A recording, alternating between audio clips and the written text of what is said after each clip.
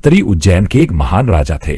वे सिर्फ एक शासक नहीं बल्कि एक कवि और ज्ञानी भी थे। उनके दिल में अपनी रानी पिंगला के लिए असीम प्रेम था। एक दिन एक ज्ञानी ब्राह्मण राजा के दरबार में आए।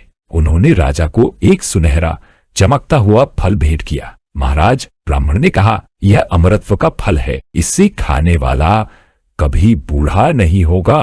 राजा भर्तरी बहुत प्रसन्न हुए। उन्होंने सोचा, यह फल मेरी प्रिय रानी पिंगला के लिए सबसे अच्छा उपहार है।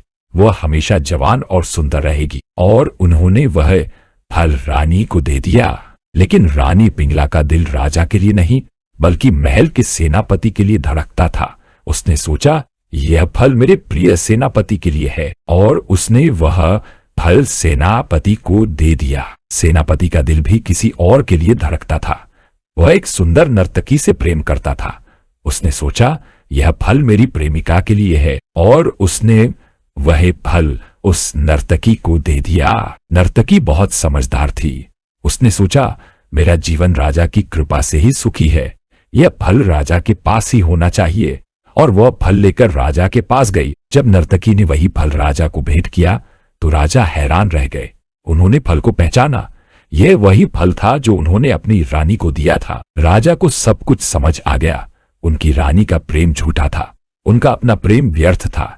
उन्हें लगा कि यह पूरा संसार एक छलावा है, एक मोह माया का जाल है। इस घटना ने उनके जीवन की दिशा बदल दी। उन्होंने अपना राजपाट छोड़ दिया और एक सन्यासी बन गए।